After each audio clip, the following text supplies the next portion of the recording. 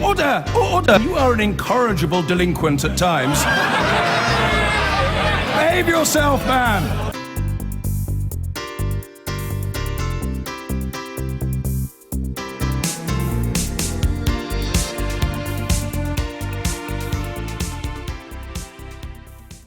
Ukraine has put on a show of military strength to mark its Independence Day. Soldiers, Navy and Air Force units parading through Kiev, backed by an impressive array of hardware. Amid rising tension with Russia over the disputed region of Crimea, President Poroshenko declared his country must rely on its own might and not international protection. Meanwhile, there have been skirmishes between the two sides on the Crimean border, as our international editor Lindsay Hilson reports. You might be forgiven for thinking it looks like the old Soviet days. A grand military parade showing off hardware and marching men. Крокують прикордонники України. But it's the opposite. This is Ukraine's way of marking its split from the Soviet Union 25 years ago. Очолює майор Юрій Мірончак. And its independence from Russia. No longer seen as a brother nation, but an enemy. A threat to Ukraine's cherished freedom. It's a way of affirming the Ukrainian people's patriotism and resilience.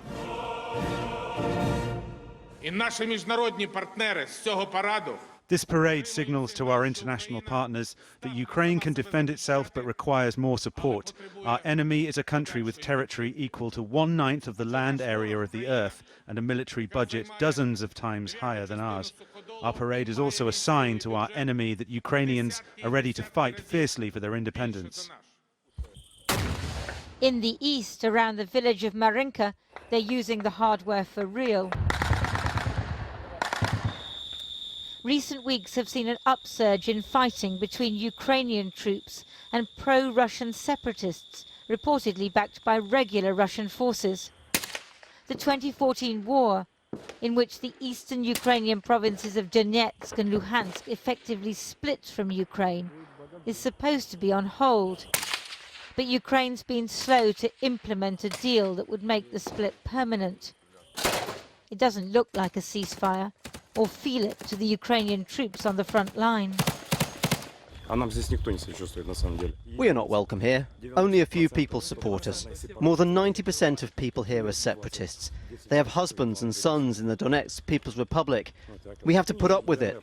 No one here should be trusted. Russia's been carrying out anti-terror exercises in Crimea.